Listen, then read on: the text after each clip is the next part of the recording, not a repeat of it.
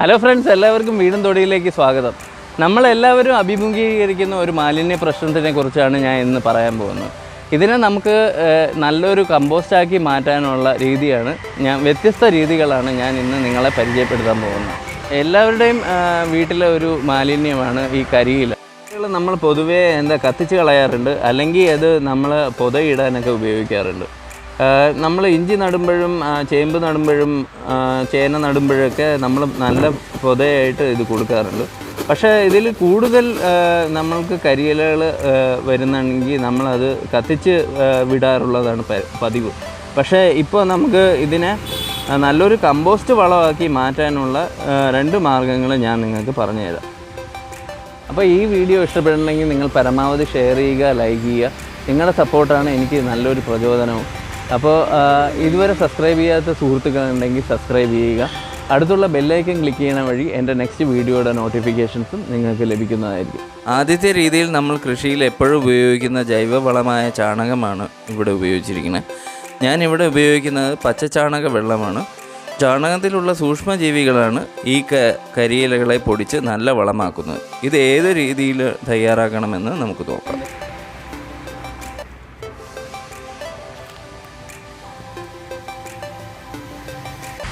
ആദ്യം ഒരു ചാക്ക് എടുക്കുക. അതിൽ നമ്മൾ കുറച്ച് കരിയില ഇട്ടിട്ടുണ്ട്. ഇത് നമ്മൾ നന്നായിട്ട് ഇതിലേക്ക് അമർത്തുക. ഇത് നമ്മളിപ്പോൾ ഒരു ലെയർ ആയിട്ടുണ്ട്.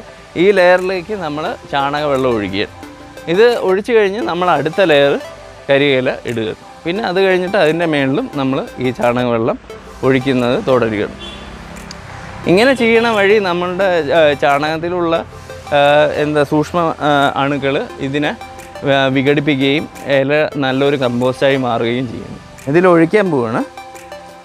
നല്ല കട്ടിയായിട്ടുള്ള ചാണകം വേണം നമ്മൾ ഒഴിക്കാൻ. അത് കഴിഞ്ഞിട്ട് ഇനി അടുത്ത ലെയർ നമ്മൾ ഇതിൽ നിറയ്ക്കുകയാണ്.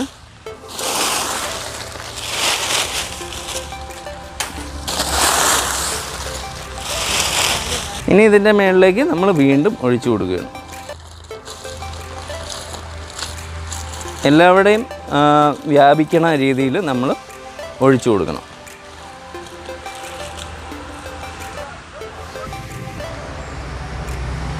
ഇലകൾ പൊതുവേ പൊടിഞ്ഞു വരാൻ ഭയങ്കര താമസമുണ്ട്. അപ്പോൾ നമ്മൾ അതിൻ്റെ കൂടെ ഇങ്ങനെ ഫുഡ് വേസ്റ്റുകൾ കൂടെ നമ്മൾ ഇതിൻ്റെ കൂടെ ചേർത്ത് കഴിഞ്ഞാൽ ഇത് പെട്ടെന്ന് തന്നെ വിഘടിപ്പിക്കുകയും ഇത് പെട്ടെന്ന് തന്നെ കമ്പോസ്റ്റായി മാറുകയും ചെയ്യും. കൊടുക്കുക. എന്നിട്ട് പിന്നെ ഇത് കെട്ടുകയാണ്.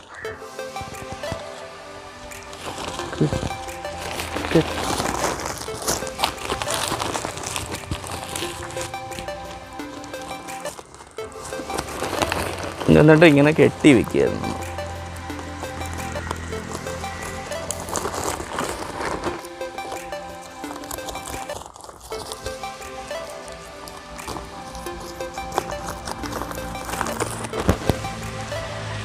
ഇനി നമുക്ക് രണ്ടാമത്തെ രീതി പരിചയപ്പെടാം. ഇവിടെ നമ്മൾക്ക് ഇപ്പോൾ ചാണക ലഭ്യത ഇല്ലെങ്കിൽ നമുക്ക് യൂറിയ ഉപയോഗിക്കാം. ഇവിടെ ഞാൻ 1 കപ്പോളം യൂറിയ എടുത്തിട്ടുണ്ട്. ഇതിനെ നമുക്ക് കുറച്ച് വെള്ളം ഒഴിച്ചിട്ട് മറ്റേ ചാക്കിൽ തെളിച്ചു കൊടുക്കുകയാണ്. തെളിച്ചു കൊടുക്കുമ്പോൾ എല്ലാ ലീവ്സിലും നമുക്ക് തെളിച്ചു കൊടുക്കണം.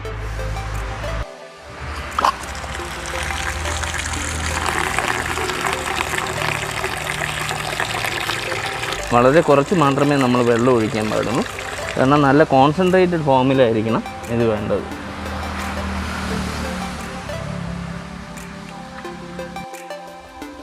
നമ്മളിനി ഇതിലേക്ക് ഈ ചാക്കിൽ നമ്മൾ എടുത്തു വെച്ച കരിയിലയിലേക്ക് ഈ യൂറിയ വെള്ളം ഒഴിച്ചു കൊടുക്കുകയാണ്. നമ്മൾ നല്ല കോൺസെൻട്രേറ്റഡ് സൊല്യൂഷനാണ് ഇതിൽ ഒഴിച്ചു കൊടുക്കണം. അപ്പോൾ ഇതിലിരുന്ന് ഇത് പെട്ടെന്ന് തന്നെ ദ്രവിച്ച് കിട്ടും. നമ്മൾ പിറക്കി വെച്ച എല്ലാ ഇതിലും നമ്മളിങ്ങനെ ഒഴിച്ചു കൊടുക്കുകയാണ്.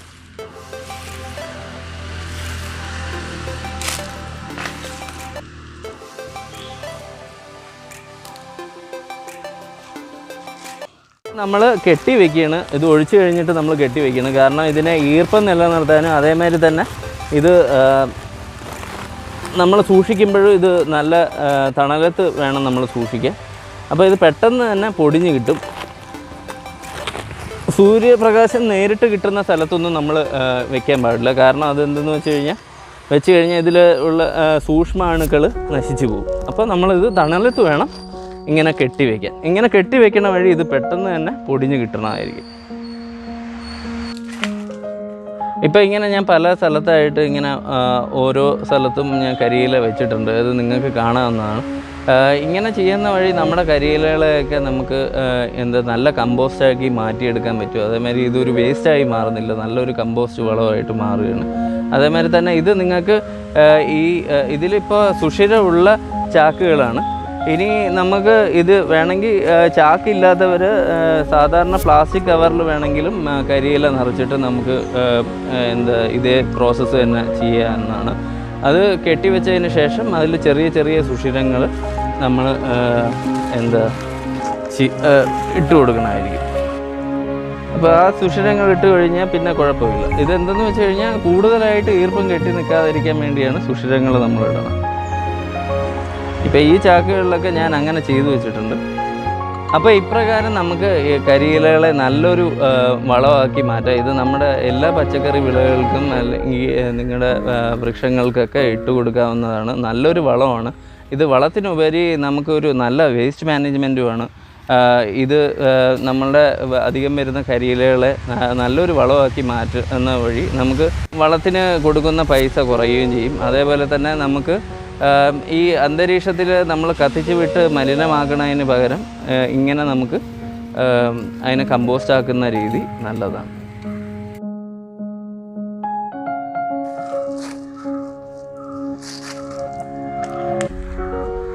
ഇപ്രകാരം ചെയ്ത വളമാണ് നിങ്ങൾ കാണുന്നത്. നമ്മൾ എടുക്കുമ്പോൾ ഇത്ര അളവിന് ഇലകളുണ്ടെങ്കിലും ഇത് പൊടിഞ്ഞു വരുമ്പോൾ ഈ ഒരു അളവിലായിരിക്കും നിങ്ങൾക്ക് കിട്ടുന്നത്. നല്ലൊരു കമ്പോസ്റ്റായിട്ട് ഇപ്പോൾ മാറിയിട്ടുണ്ട്. നമുക്കിത് ഇട്ട് കാണിക്കാം.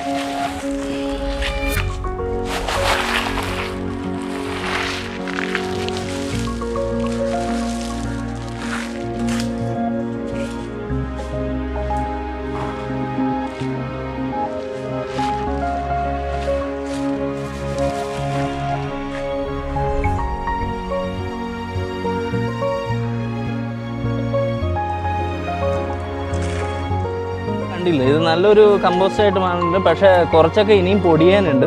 ഇതിപ്പോൾ ഏകദേശം രണ്ട് മാസത്തോളമായി. നമ്മൾ വെക്കും തോറും ഇത് പെട്ടെന്ന് തന്നെ പൊടിഞ്ഞ് കിട്ടും. കാരണം നോക്കിക്കഴിഞ്ഞാൽ ഇത് ചിലതൊക്കെ ഇപ്പോഴും പൊടിയാനുണ്ട്. അപ്പോൾ നമുക്ക് വെക്കും തോറും ഇത് നന്നായി പൊടിഞ്ഞ് കിട്ടും. അപ്പോൾ ഇത് ഇന്ന് കാണിക്കാൻ വേണ്ടിയായിട്ട് ഞാൻ എടുത്തതാണ്. പക്ഷേ എന്നാലും ഒരുവിധം നല്ല കമ്പോസ്റ്റ് ആയിട്ടുണ്ട്. ഇത് നോക്കിയാൽ അറിയാം. ഇത് നല്ലൊരു കമ്പോസ്റ്റായി മാറി കണ്ടോ.